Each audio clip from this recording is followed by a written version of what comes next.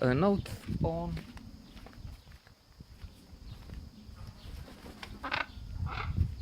Lost Horizon. Um, this is a new take, a new approach, meeting with this work, and not the last.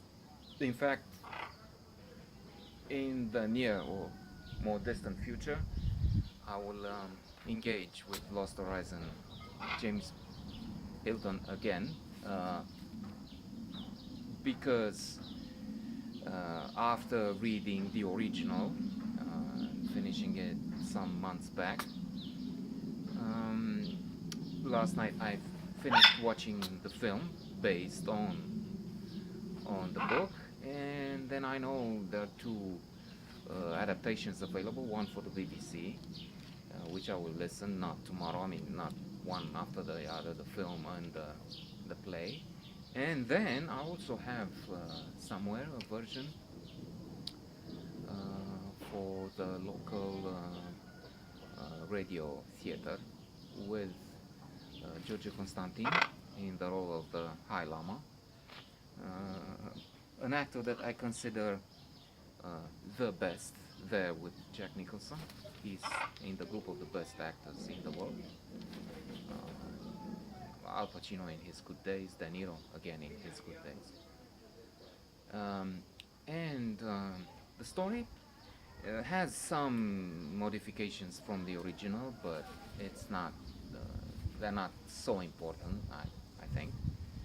Um, the film was directed by Frank Capra, and they had trouble finding a good uh, uh, roll of film. In fact, what I saw, I don't know if they discovered something in the meantime, but what I saw, the version I saw, was nu stai bine așa. Um, Așa, hai stai o dată. Uh, was not in the best form because they had some 7 minutes or so missing of film.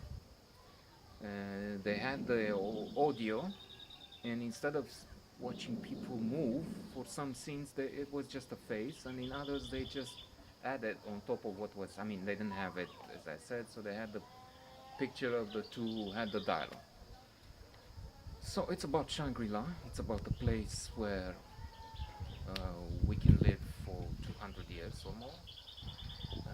Fictional so far, but the progress in medicine, the fact that so many people go way beyond the 100 in Okinawa, for instance, and now we know what we should do. We know the diet of sweet potato, violet in color, that they use in large quantities there every day. They have an ice cream of this sweet potato made.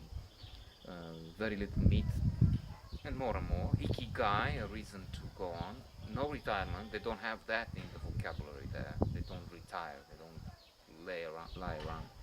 And it's now proven by many tests that people who have responsibility move around, exercise to the extent that they can in older age, live longer, much longer. So that's not so far-fetched anymore.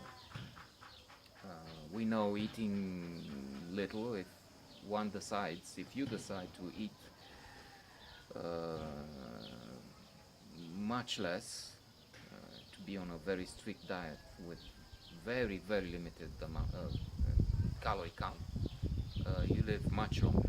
Well, unless that's an accident, an act of God, something falls from the sky. And then no diet would help.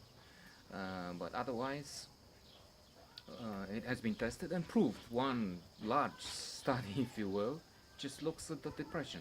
During the American Depression, it was horrible. People had problems in finding food. But the result is that those who lived through the Depression, in that segment, people lived much longer because they were forced to reduce dramatically their calorie intake.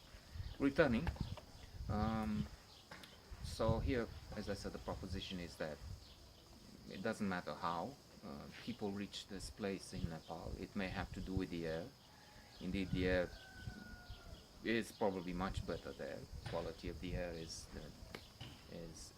getting worse all the time with the pollution and climate change, denied by the likes of Trump and others.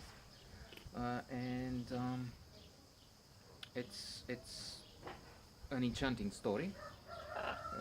Themes are important, and this is also a dream that we have to live, if not for forever, at least longer. 200 years sounds about right. And it's a film worth watching.